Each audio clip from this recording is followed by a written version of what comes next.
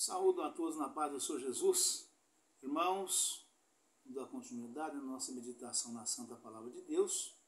Nós estamos meditando no livro de Efésios, capítulo número 3. Efésios, capítulo 3. O título da mensagem é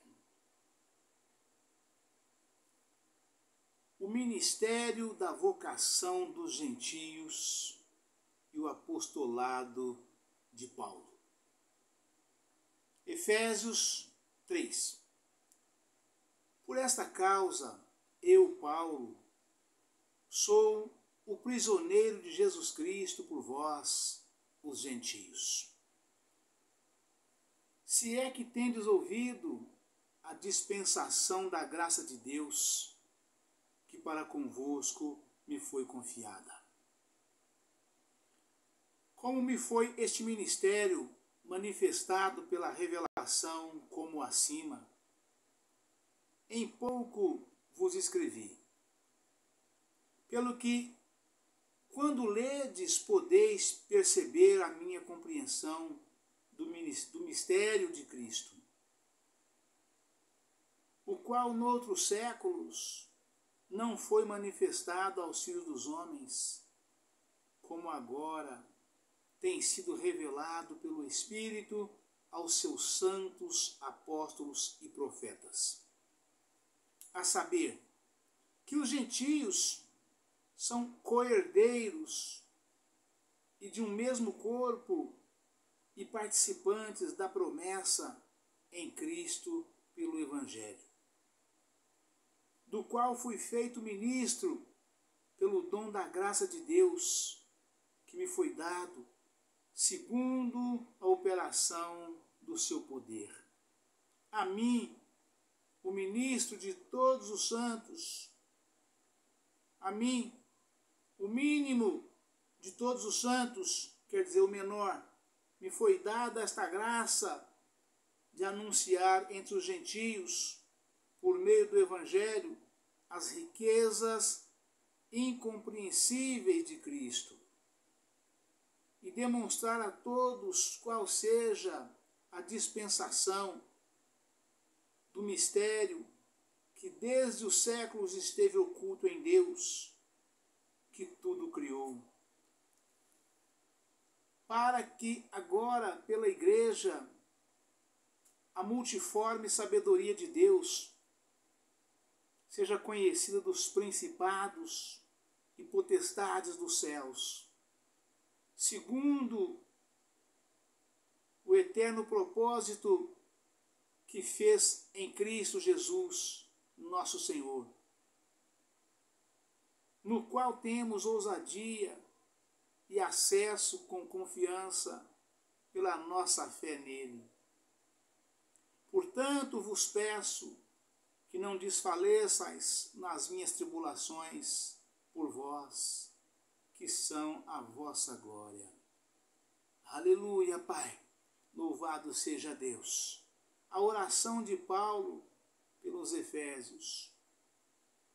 Por causa disso, me ponho de joelhos perante o Pai de nosso Senhor Jesus Cristo, do qual toda a família nos céus e na terra toma o nome, para que, segundo as riquezas da sua glória, vos conceda que sejais corroborados com poder pelo seu Espírito no homem interior, para que Cristo habite pela fé no vosso coração, a fim de, estando arraigados e fundados em amor, poderdes perfeitamente compreender com todos os santos qual seja a largura e o comprimento e a altura e a profundidade, e conhecer o amor de Cristo, que excede todo o entendimento,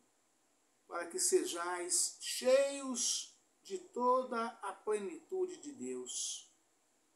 Ora, aquele que é poderoso para fazer tudo muito mais abundantemente daquilo que pedimos ou pensamos, segundo o poder que em nós opera.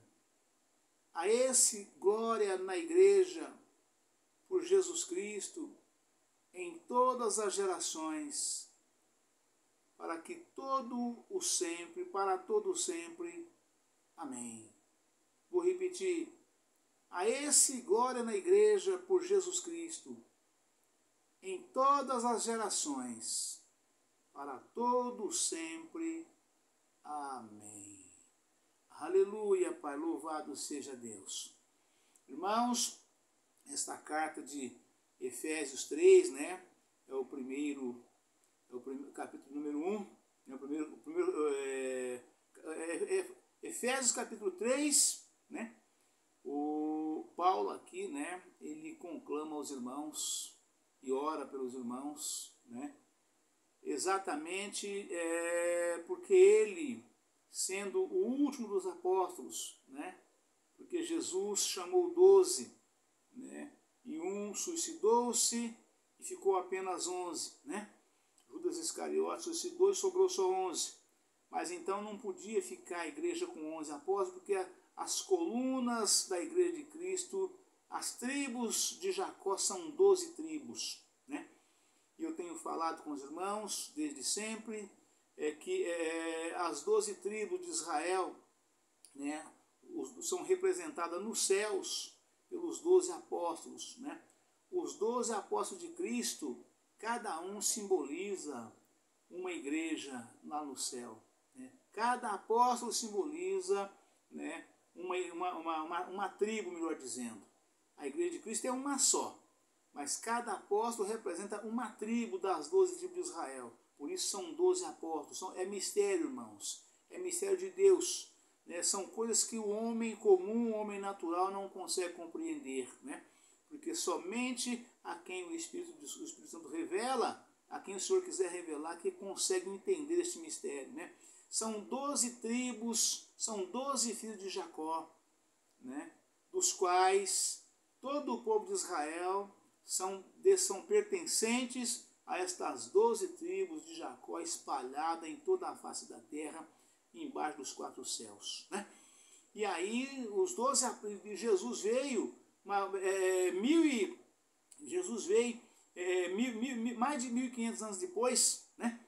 E porque Jacó, quando o povo de Israel desceu do Egito, ou subiu para o Egito, melhor dizendo, né? Quando o povo de Israel, os filhos de Jacó com seus filhos, foram para o Egito, eles moravam em Canaã,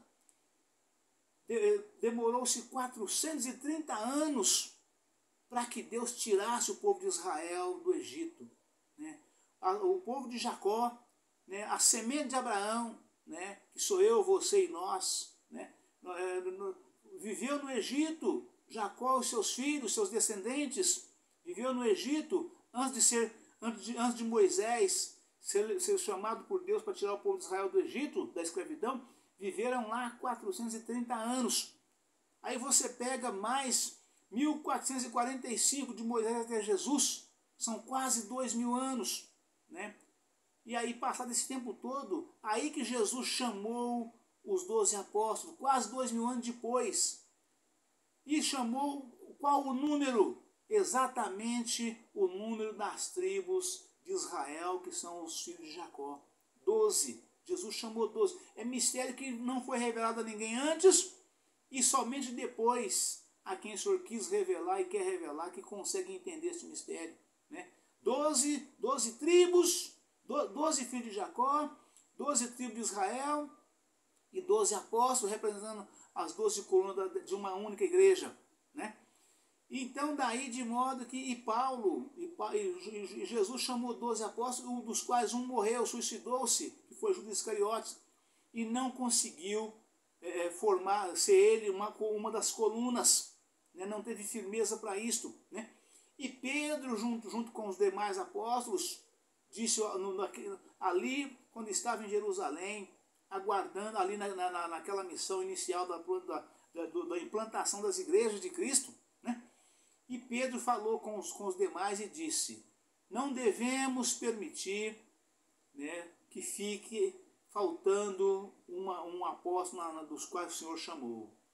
O Senhor chamou 12 apóstolos para representar as 12 colunas da igreja de Cristo, né? Então, Judas suicidou-se e se perdeu. Nós precisamos, é claro que Pedro falou isso por divina revelação do Espírito Santo a ele, né? Nós precisamos colocar um ou outro no lugar de Judas que suicidou-se, né? E falaram com o povo de Israel, com as igrejas que já existiam naquela época, né? Sobre apontar dois irmãos,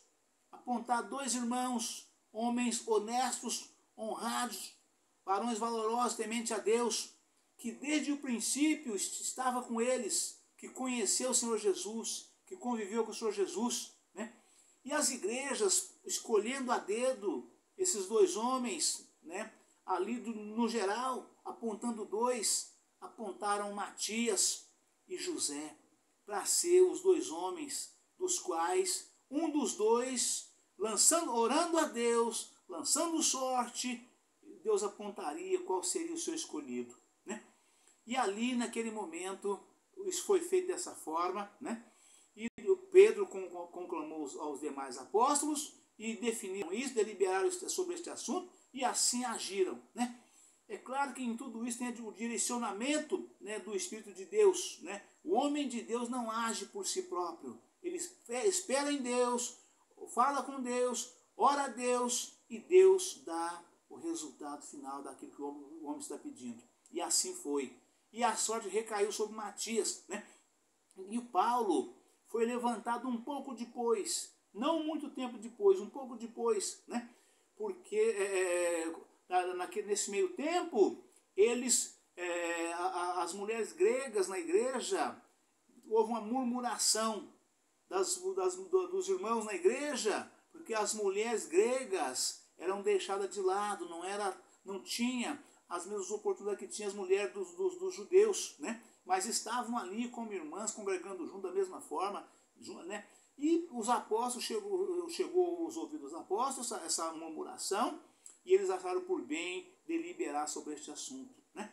E aí o que eles fizeram, né? Da mesma forma, falaram com a igreja e pediu à igreja que apontasse entre os irmãos, homens honestos, honrados, varões valorosos, temente a Deus, né? Que pudesse ser levantado como diácono na igreja para servir às mesas. Porque eles disseram, não convém que nós deixamos a palavra para servir às mesas, né? Precisamos que alguém faça isto, né? Para que nós possamos permanecer no altar, cuidando da palavra de Deus, né?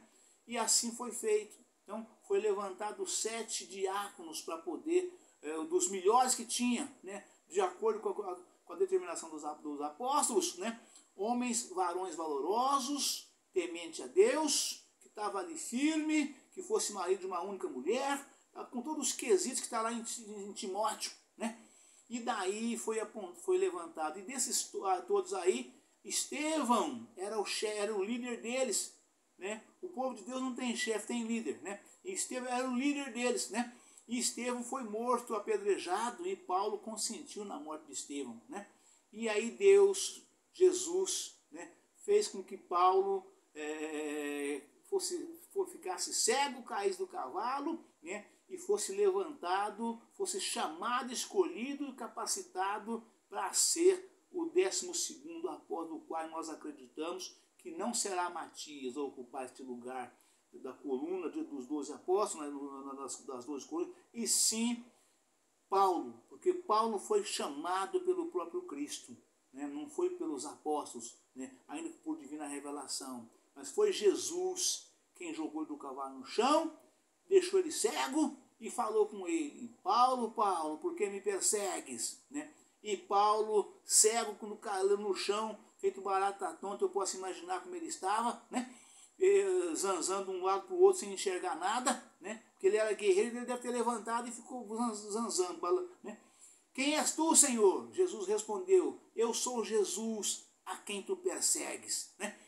E daí, a partir daí, Paulo foi levantado, capacitado para ocupar. E Jesus disse, este será para mim varão muito valoroso, né? Porque Paulo perguntou para Jesus, né? Jesus falando, eu sou Jesus a quem tu persegues. Quem és tu? Eu sou Jesus a quem tu persegues, né? E Paulo perguntou, e aí, Senhor, o que farei? Jesus disse, vai a Damasco e lá lhe será dito o que haver de fazer. Vai a Damasco e lá lhe será dito o que haver de fazer. E Paulo foi guiado pelas mãos dos colegas, dos irmãos, até chegar da comitiva, daquele povo que estava ali, né? Até chegar em Damasco, para chegar lá. 3 dias depois, Deus falou com Ananias, vai na casa de Simão, lá tem um varão por nome Saulo, este é para mim varão muito valoroso. Ele está cego. Tu orarás por ele e ele recuperará a sua vista, né? E eu lhe mostrarei o quanto haveis de padecer por amor do meu nome e do meu evangelho. E assim foi feito com Paulo.